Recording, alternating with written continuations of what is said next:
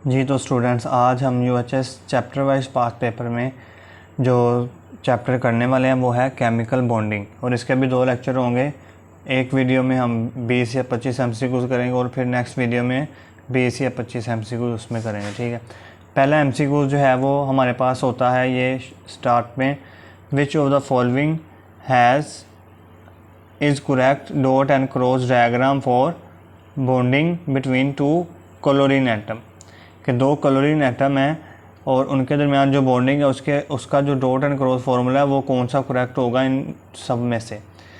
तो ये देखो, एक क्लोरीन और एक क्लोरीन एटम हमें मिलके Cl2 मॉलिक्यूल देते हैं। हमें पता है एक क्लोरीन के जो वैलेंस इलेक्ट्रॉन होते हैं वो कितने होते हैं। एक क्लोरीन के पास वैलेंस इलेक्ट्रॉन 7 होते हैं। तो यहाँ पे हमने 7 इस वाले मॉलिक्यूल, एक क्लोरीन के एटम पे 7 डॉट बना लिया, मतलब 7 इलेक्ट्रॉन। और इस वाले एक मॉलिक्यूल एटम के ऊपर हमने 7 क्रॉस बना लिए, मतलब इस पे 7 इलेक्ट्रॉन बना लिए।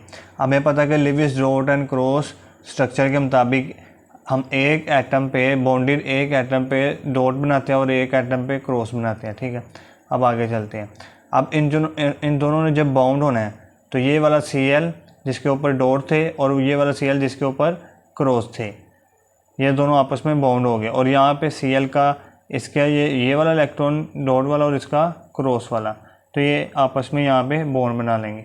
तो ये इसका Lewis dot and cross representation थी Cl2 मॉलिक्यूल की। अब देखते हैं ये कौन से ऑप्शन में हमारे पास। तो ऑप्शन ए में जो हमारे पास है वो ये है कि Cl7, ठीक है, ये भी 7 है इसके पास क्रॉस।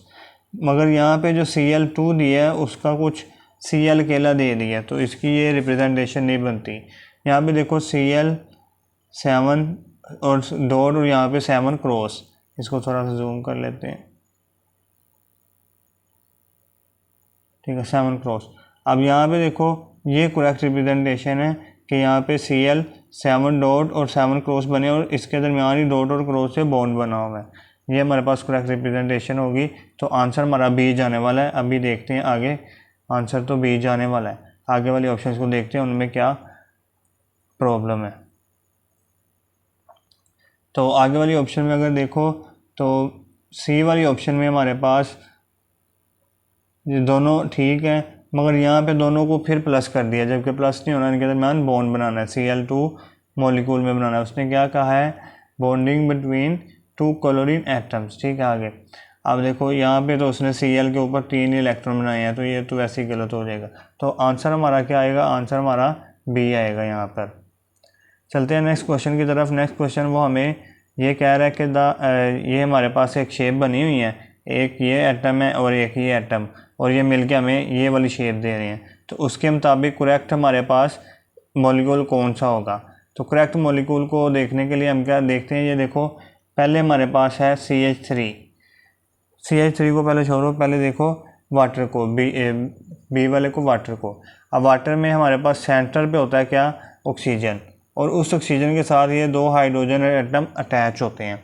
अब ये देखो उसमें ये ऑक्सीजन और उसके साथ 2 हाइड्रोजन एटम अटैच, मतलब डायग्राम में उसने क्या कहा कि ये एक एटम है, उसके साथ ये 3 एटम अटैच है। ठीक है, तो यहाँ पे तो 2 एटम साइड एटम अटैच है, तो ये आंसर नहीं हो सकता हमारे पास।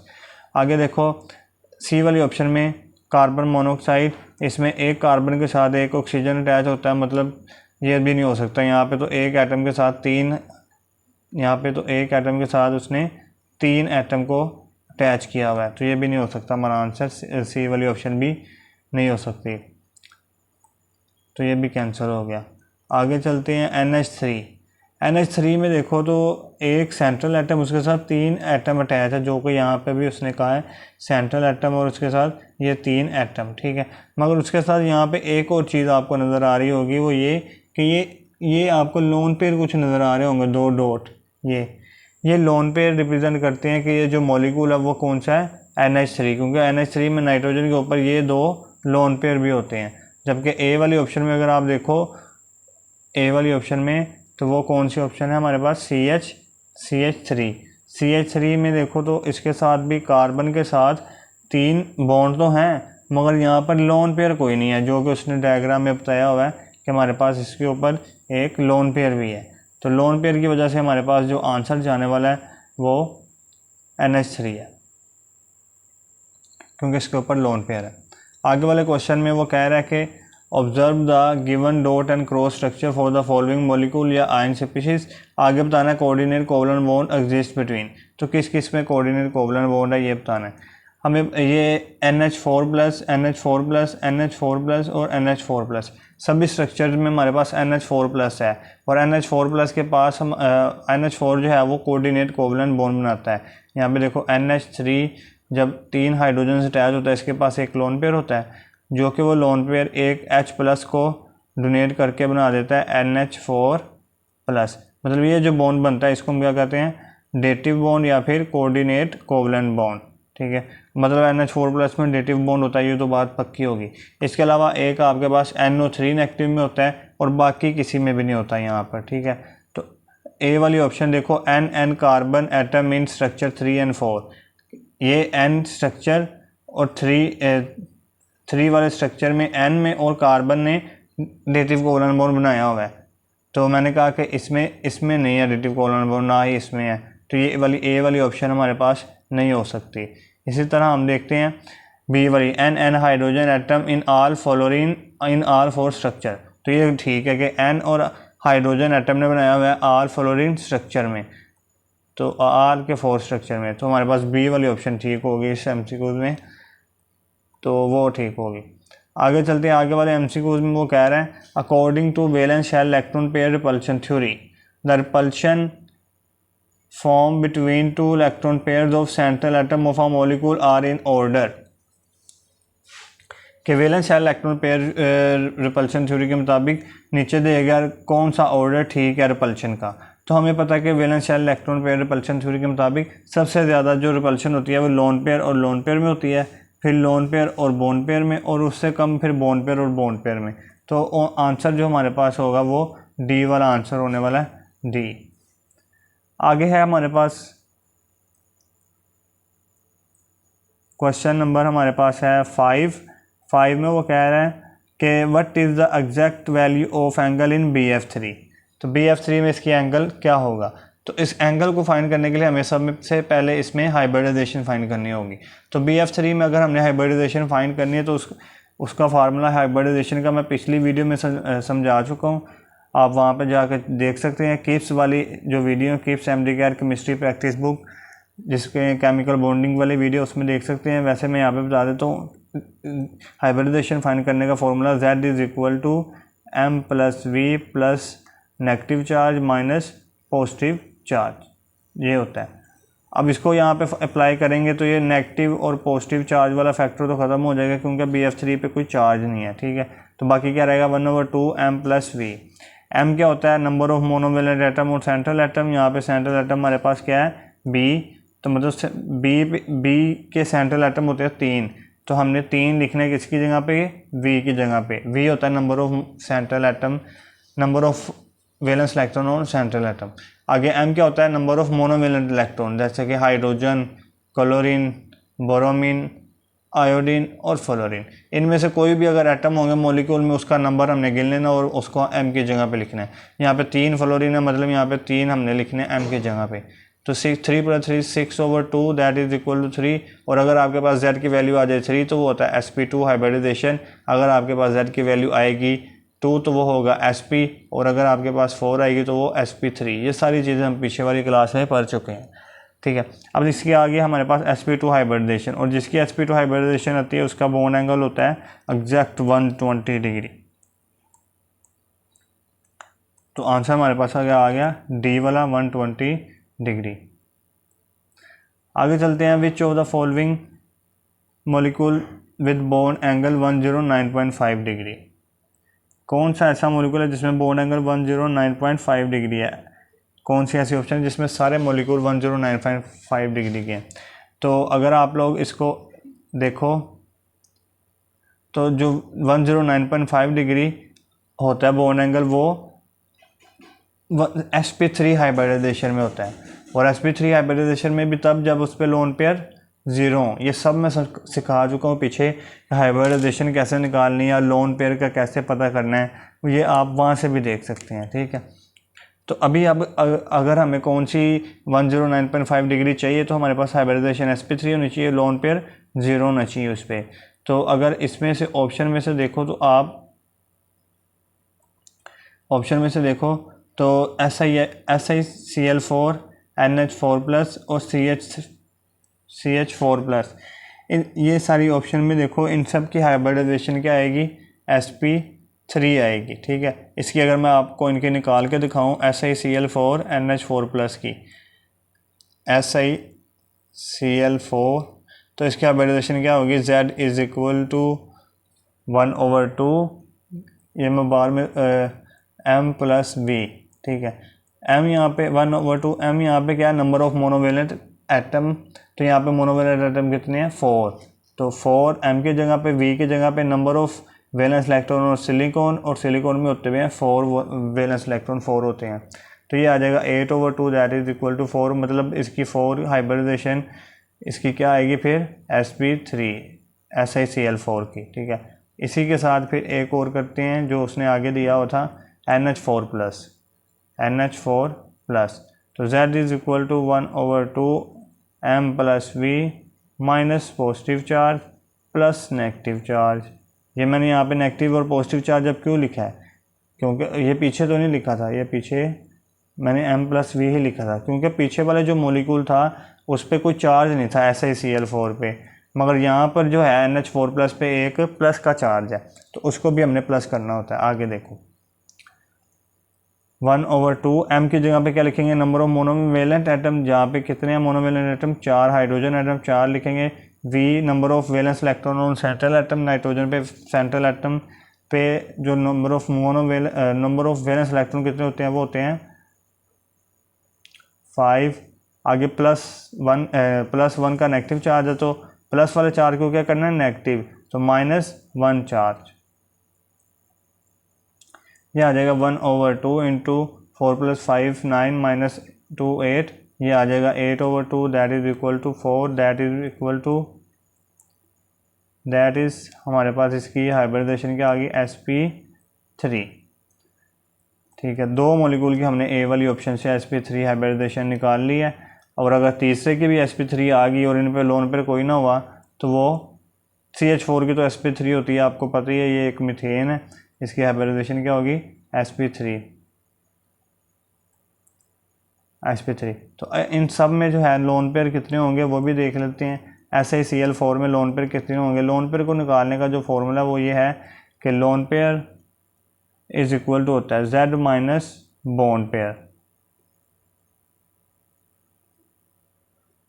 तो यहाँ पे देखो SiCl4 के लिए Z कितना है, Z हमारे पास है 4, तो 4 Z की जगह पे लिखेंगे 4 माइनस बॉन्ड पेयर की जगह पे क्या लिखेंगे, SiCl ने जितने बॉन्ड पेयर बनाए हैं, तो SiCl4 ने जो बॉन्ड पेयर बनाए हैं वो कितने हैं, 4 बॉन्ड पेयर बनाए हैं, तो 4 - 4 इज इक्वल टू 0, मतलब इस पर 0 लोन पेयर है जो कि हमें चाहिए था sp3 हाइब्रिडाइजेशन, और 0 लोन पेयर चाहिए था, वो हमने निकाल लिया SiCl4 में। NH4 प्लस में देखते हैं इसकी हाइब्रिडाइजेशन क्या आई, इसकी आई थी 4, इसका Z नंबर आया था, तो Z की जगह पे हम क्या लिखेंगे, Z की जगह पे लिखेंगे 4 माइनस बॉन्ड पेयर कितने बनाए हैं, NH4 प्लस ने बॉन्ड पेयर कितने बनाए हैं, तो ये देखो NH4 ने N ने 4 बॉन्ड बनाए हैं हाइड्रोजन के साथ, तो 4 बॉन्ड हाइड्रोजन के साथ, तो मतलब 4 - 4 इज इक्वल टू 0।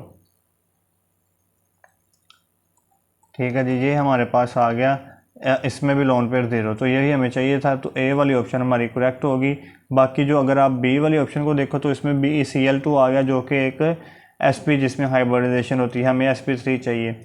इसी के साथ NH3 आ गया सी वाली ऑप्शन में, जिसके ऊपर एक लोन पेयर होता है, हमें लोन पेयर 0 चाहिए था। इसी तरह हमारे पास डी वाली ऑप्शन में हमारे पास आ जाएगा PH3 जिस पे एक लोन पेयर होता है, हमें 0 लोन पेयर चाहिए था। तो ये इस तरह ऑप्शन बाकी सारी गलत होगी और हमारे पास ए वाली ऑप्शन ठीक रहेगी। आगे चलते हैं, वो कह रहा है the structure of xenon trioxide is given below, के नीचे हमें स्ट्रक्चर दिया गया। तो इसकी कह रहा है according to valence shell electron pair repulsion theory xenon oxide की क्या होगी, इसकी शेप क्या होगी।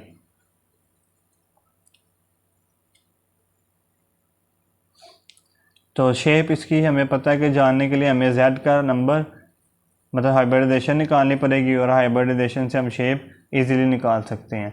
पीछे वाले चैप्टर में हमने बताया था कि शेप कैसे हाइब्रिडाइजेशन से निकाल सकते हैं, यहाँ पर भी देखते हैं। अगर आपको हाइब्रिडाइजेशन निकालनी है उसका एक फार्मूला ये भी होता है, पीछे जो हमने पढ़ा Z=1/2 m+v वाला, ये वाला भी होता है। मगर अगर हमें कोई स्ट्रक्चर दिया हो ना इस तरह, जिस तरह उसने यहाँ पे स्ट्रक्चर बना के दे दिया है, तो इसके लिए हम कौन सा फार्मूला यूज़ करते हैं, Z= number of sigma bonds plus number of lone pair. तो यहाँ पे सिग्मा बॉन्ड कितने हैं, 1 2 3, तो 3 इसका सिग्मा बॉन्ड है, प्लस लोन पेयर कितने हैं, 1, तो 3 + 1 4, मतलब 4 इसके Z की वैल्यू आ गई। तो 4 की वैल्यू आई अगर Z की, तो उसकी हाइब्रिडाइजेशन होती है sp3 हाइब्रिडाइजेशन, और उस पर एक लोन पेयर। ये हमने पीछे कल पूरा चार्ट बनाया था जिसमें मैंने कहा था कि अगर sp3 हाइब्रिडाइजेशन आ जाए तो उसकी 3 ज्योमेट्रीज होती हैं।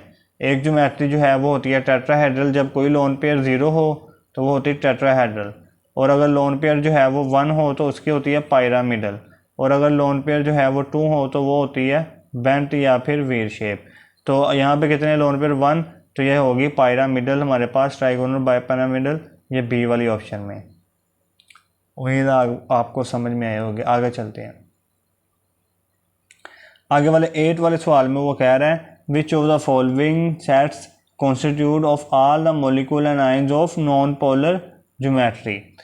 अगर आपको नॉन पोलर ज्योमेट्री और पोलर ज्योमेट्री को फाइंड करना है तो आपको पहले ये पता होना चाहिए कि नॉन पोलर ज्योमेट्री कौन सी होती है और पोलर ज्योमेट्री कौन सी होती है। नॉन पोलर ज्योमेट्री हमारे पास ये 2 तरह की होती हैं, टेट्राहेड्रल और पायरामिडल। ये कौन सी ज्योमेट्री है, नॉन पोलर ज्योमेट्री। इसी तरह आप लीनियर ज्योमेट्री या फिर ट्राइगोनल प्लेनर को हम प्लेनर ज्योमेट्री कहते हैं, ठीक है। इसका ये मतलब है कि ट्राइगोनल प्लेनर जो है वो एक ही प्लेन में होती है, इसलिए हम उसको एक प्लेन या फिर प्लेनर ज्योमेट्री कहते हैं। इसी तरह लीनियर को भी प्लेनर कहते हैं, और नॉन प्लेनर हम कहते हैं जो कि डिफरेंट प्लेन में हो, वो होती है टेट्राहेड्रल और पायरामिडल। अब हमने कौन सी ढूंढनी है, नॉन प्लेनर वाली, मतलब टेट्राहेड्रल या फिर पायरामिडल इन होने चाहिए उस ऑप्शन में, उस सारे मॉलिक्यूल्स। ये अगर हम कह रहे हैं हमारे पास बी आंसर है, तो इस बी में सारे मॉलिक्यूल्स में या तो टेट्राहेड्रल या फिर पायरामिडल ज्योमेट्री होनी चाहिए। तो इसमें CH4 में हमें पता है कि टेट्राहेड्रल होती है, sp3 हाइब्रिडाइजेशन, NH4 में भी टेट्राहेड्रल, MnO4 में भी sp3 हाइब्रिडाइजेशन होती है टेट्राहेड्रल, और NF3 में भी sp3 हाइब्रिडाइजेशन होती है, मगर इसमें पायरामिडल ज्योमेट्री होती है। तो ये बी वाली ऑप्शन हमारे पास ठीक होगी, ये आपका आंसर होगा। ए वाली में क्या मसला है, ए वाली में ये देखो BF3 आ गया जो कि प्लेनर ज्योमेट्री होती है इसकी, तो प्लेनर हमें नहीं चाहिए, ट्राइगोनल प्लेनर इसकी ज्योमेट्री होती है, sp2 का केस है, तो ये नहीं हमें चाहिए। अब देखते हैं सी वाली में क्या मसला था। सी वाली में आपके पास आ गया था BeCl2 जो कि एक लीनियर मॉलिक्यूल है, और लीनियर जो ज्योमेट्री अभी हमने पढ़ा वो प्लेनर ज्योमेट्री होती है। हमें कौन सी लेनी थी, हमें प्लेनर होती है लीनियर, हमें लेनी थी नॉन प्लेनर। इसी तरह डी वाली ऑप्शन में आपके पास बेंजीन और SO3 ये सारे प्लेनर आ जाएंगे। SO3 हमारे पास ट्राइगोनल प्लेनर होता है, बेंजीन भी एक ही प्लेन में होती है, तो ये हमारे पास आंसर नहीं होगा, आंसर हमारे पास बी वाला होगा, ठीक है। आगे चलते हैं। The shape of CO2 molecule is similar to. CO2 molecule की शेप सिमिलर होती है किससे, तो सिमिलर CO2 मॉलिक्यूल की जो शेप होती है वो होती है लीनियर। तो इसी तरह लीनियर हमने दूसरी ढूंढनी है, अगर इनमें से आप शेप को ढूंढोगे तो लीनियर हमारे पास आएगी H2S की होती है बेंट, SnCl2 की भी बेंट, SO2 की भी बेंट, और BeF2 की होती है लीनियर। तो हमारे पास आंसर आएगा BeF2 लीनियर। क्यों इनकी बेंट होती है, H2S की क्यों बेंट होती है, क्योंकि इस पर दो लोन पेयर होते हैं। sp3 इसकी हाइब्रिडाइजेशन होती है sp3, और इस पर 2 लोन पेयर होते हैं। और SnCl2 की इसलिए होती है क्योंकि इस पर एक लोन पेयर होता है और इसकी हाइब्रिडाइजेशन sp2 होती है, और SO2 के भी sp2 हाइब्रिडाइजेशन और इस पर एक लोन पेयर होता है। तो मगर BeF2 की ज्योमेट्री जो होती है वो लीनियर होती है, क्यों, क्योंकि इसमें sp हाइब्रिडाइजेशन होती है। आगे question number 10, what is the shape of the ammonia molecule. ये तो हम बहुत बार पढ़ चुके हैं। अमोनिया जो है वो sp3 की एग्जाम्पल है, और sp3 में उसके ऊपर एक लोन पेयर भी है, जैसा कि यहाँ पे मैं शायद बना लूँ, अमोनिया NH3 और उसके ऊपर एक लोन पेयर भी है, और इस लोन पेयर की वजह से यहाँ पे इसकी ज्योमेट्री पायरामिडल हो जाती है, और इसमें जो बॉन्ड एंगल है वो 109 से पायरामिडल। इसमें जो बॉन्ड एंगल होता है अमोनिया में वो होता है 107.5 डिग्री, जो कि कम होता है। अगर इसके लोन पेयर ना होता तो इसका होता 109.5। लोन पेयर के आने की वजह से इसका बॉन्ड एंगल कम हो जाता है। ये भी आगे जाके आगे सवाल आएगा। क्वेश्चन नंबर 11 है the number of bonds in nitrogen molecule. Nitrogen का अगर मॉलिक्यूल बनाए तो वो होता है N ट्रिपल बॉन्ड N। अब इसमें देखो एक ये सिग्मा बॉन्ड है और दो ये पाई बॉन्ड है, तो मतलब इसमें एक 1 sigma bond and 2 pi bond. कौन सी ऑप्शन होगी? 1 सिग्मा एंड 2 पाई, ये वाली ऑप्शन हमारे पास सी करेक्ट है। आगे है when two partially filled atomic orbital overlap in such a way that the probability of finding the electron is maximum around the line joining the two nuclei। अगर हमारे पास जो है वो p ऑर्बिटल इस तरह ज्वाइन करें कि जो न्यूक्लियस की डेंसिटी है, इलेक्ट्रॉन की डेंसिटी, वो above and below the line joining the nucleo. जिस तरह अगर ये हमारे पास एक एटम है कार्बन और ये एक एटम है कार्बन, अगर ये दोनों आपस में इस तरह ओवरलैप करती हैं p ऑर्बिटल, तो फिर जो इनकी इलेक्ट्रॉन डेंसिटी क्या होगी? इस न्यूक्लियर एक्सिस के ये ऊपर और इसके नीचे, तो इस तरह जो ज्वाइन करते हैं p ऑर्बिटल, उसे हम क्या कहते हैं? वो कौन सा बॉन्ड बना रहे हैं? वो पाई बॉन्ड बना रहे हैं। तो पाई बॉन्ड में जो है डेंसिटी ऊपर और नीचे होती है, जबकि अगर आप सिग्मा बॉन्ड बनाओ कार्बन में और इधर वाली कार्बन में सिग्मा बॉन्ड बनाओ, तो ये जो इलेक्ट्रॉन डेंसिटी है ये इंटर न्यूक्लियर एक्सिस के दरमियान है। ये वाला जो एक्सिस है, एक्सिस इंटर न्यूक्लियर, इसके दरमियान ये डेंसिटी पड़ी है। तो above and below the inter nuclear axis किस केस में होती है? जब हमारे पास कौन सा बॉन्ड बन रहा हो? Pi bond. और जब हमारे पास बिटवीन द न्यूक्लियर एक्सिस कब होती है? जब हमारे पास सिग्मा बॉन्ड बन रहा हो। आ गया pi bond is form by overlapping sideways overlapping of. अभी हमने देखा कि पाई बॉन्ड कैसे बनता है? Sideways overlapping of p orbital थी, ये p ऑर्बिटल की शेप थी ना, तो p ऑर्बिटल की साइडवेज ओवरलैपिंग से हमारे पास कौन सा बॉन्ड बनता है? Pi bond. आगे the angle between unhybrid p orbital and 3 sp2 hybrid orbitals of each carbon atom is. अच्छा, ये सवाल अच्छा है कि हमारे पास अगर ये कार्बन है और इसने एक ये बॉन्ड बनाया है हाइब्रिडाइजेशन का, ये वाला p ऑर्बिटल जो है ये दोनों हाइब्रिडाइज्ड हैं। ये वाला कार्बन का ये जो ऑर्बिटल है ये हाइब्रिड ऑर्बिटल है, दोनों ही, इसका भी और इसका भी। मगर इसके साथ एक ये वाला इसका p ऑर्बिटल होता है जो कि अनहाइब्रिड होता है, और वो कौन सा बॉन्ड बनाता है? वो पाई बॉन्ड बनाता है। ये सिग्मा था, ये था सिग्मा और ये पाई। अब ये देखो इसमें और इसमें हाइब्रिड और अनहाइब्रिड ऑर्बिटल, ये अनहाइब्रिड था, हाइब्रिड और ये अनहाइब्रिड ऑर्बिटल में कितना एंगल है? 90 डिग्री का। तो वो यही पूछ रहा है कि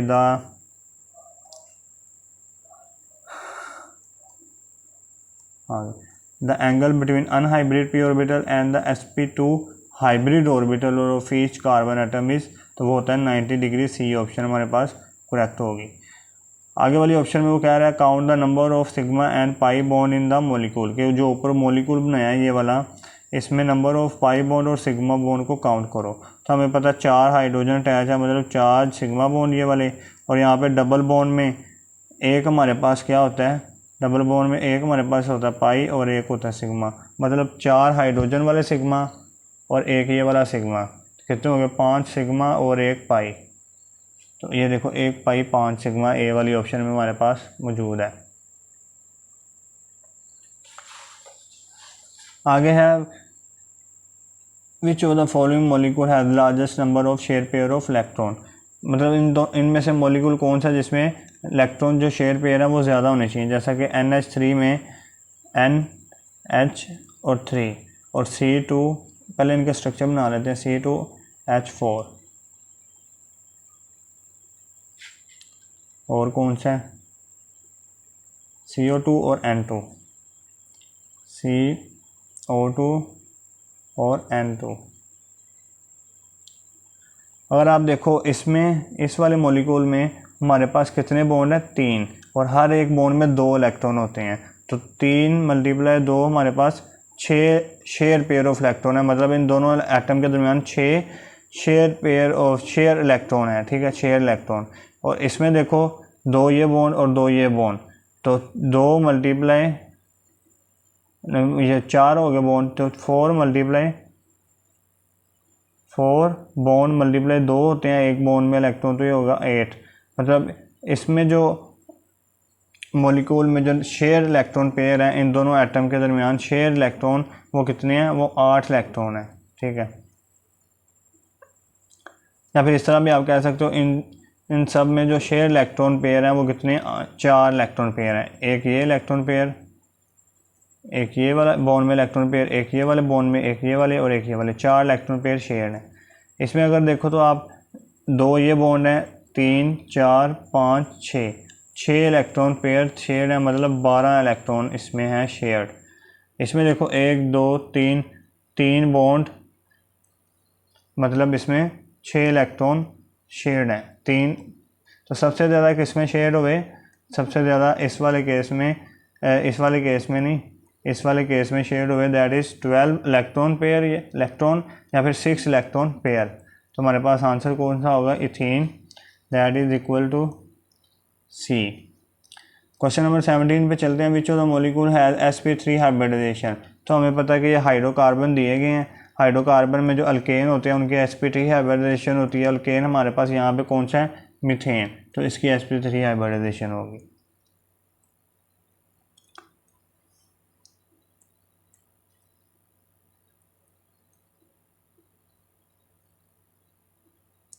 आगे वाले क्वेश्चन में वो कह रहा है, according to Lewis concept ammonia is a lone pair donor, therefore easily accept a pair to form ammonium ion. जैसे कि ये हमारे पास है, अमोनिया दिया गया, उसने NH3, उसने प्रोटॉन को एक्सेप्ट किया और NH4 प्लस आइन बना दिया। अब हमें पता है कि जो NH3 की हाइब्रिडाइजेशन होती है वो होती है sp3, मगर इस पर एक लोन पेयर होता है, और NH4 की हाइब्रिडाइजेशन होती है sp3 और इस पर लोन पेयर इस पर 0 होते हैं। तो जब लोन पेयर कोई नहीं है तो उसका जो शेप बनेगी वो क्या बनेगी, टेट्राहेड्रल। और टेट्राहेड्रल में जो हमारे पास एंगल होता है वो होता है 109.5 डिग्री। मगर यहाँ पर लोन पेयर आने की वजह से हमारे पास जो शेप है वो पायरामिडल हो जाती है, और पायरामिडल जब होगी तो इसका एंगल कितना होगा, वो 109.5 से कम होकर 107.5 रह जाता है। तो अब उसने क्वेश्चन में कहा कि हमारे पास जो NH3 था वो NH3 NH4 प्लस में कन्वर्ट हो गया, मतलब जो बॉन्ड एंगल है वो हमारे पास क्या हो गया, वो 107.5 से इंक्रीज होकर 109.5 हो जाएगा, क्योंकि 107.5 किसका होता है, NH3 का, और 109.5 NH4 प्लस का। तो यहाँ पे हमारे पास NH3 किस में कन्वर्ट हो रहा है, NH4 प्लस में। तो इसका जो बॉन्ड एंगल है वो भी क्या होगा, NH bond angle increases from 107 to 109.5, C वाली ऑप्शन में। 19वें क्वेश्चन में कह रहा है, which of the following molecule has zero dipole moment. तो डाइपोल मोमेंट अगर किसी मॉलिक्यूल का ज़ीरो होगा ना तो उसके लिए 2 ही कंडीशन है हमारे पास। पहली तो कंडीशन ये कि जो साइड वाले एटम है, पीछे वाली वीडियो में मैंने बताया कि जो साइड एटम है वो क्या होने चाहिए, सेम होने चाहिए, साइड एटम सेम होने चाहिए। और दूसरी कंडीशन ये कि इनकी जो ज्योमेट्री है वो परफेक्ट ज्योमेट्री होनी चाहिए। परफेक्ट ज्योमेट्री से मुराद मैंने कल बताया था, परफेक्ट ज्योमेट्री कौन कौन सी होती हैं। परफेक्ट ज्योमेट्री हमारे पास होती है लीनियर, ट्राइगोनल प्लेनर और हमारे पास परफेक्ट ज्योमेट्री कौन सी होती है, टेट्राहेड्रल। ये सारी परफेक्ट ज्योमेट्री होती हैं। तो अगर इनमें से कोई ज्योमेट्री हुई और उसमें नंबर ऑफ इलेक्ट्रॉन पेयर जो है साइड वाले एटम वो भी सेम रहे, तो वो उसका जो होगा ना बॉन्ड डाइपोल मोमेंट वो 0 होगा। जहाँ पे देखो PCl5 इसमें जो इलेक्ट्रॉन पे साइड आइटम तो ठीक है, तीनों क्लोरीन ही है, सेम है, मगर इसकी जो ज्योमेट्री है वो पायरामिडल है, मतलब परफेक्ट ज्योमेट्री नहीं है, जो कि हमने यहाँ पे लिखी थी। परफेक्ट ज्योमेट्री कौन सी होती है? लीनियर, प्लेनर और टेट्राहेड्रल। इसकी पायरामिडल है, तो मतलब इसका डाइपोल मोमेंट 0 नहीं होगा। इसी तरह NH3 की भी पायरामिडल है, इसका भी डाइपोल मोमेंट 0 नहीं होगा। इसी तरह हमारे पास वाटर की भी बेंट है शेप, तो इसका भी डाइपोल मोमेंट 0 नहीं होगा। इसी तरह आपके पास BF3 की जो है प्लेनर ज्योमेट्री है, तो इसका डाइपोल मोमेंट 0 होगा, क्योंकि इसके साथ साइड वाले एटम भी क्या है? सेम है, जो कि हमारी कंडीशन थी कि साइड वाले एटम भी सेम होने चाहिए और जो ज्योमेट्री है वो परफेक्ट होनी चाहिए इन तीनों में से कोई।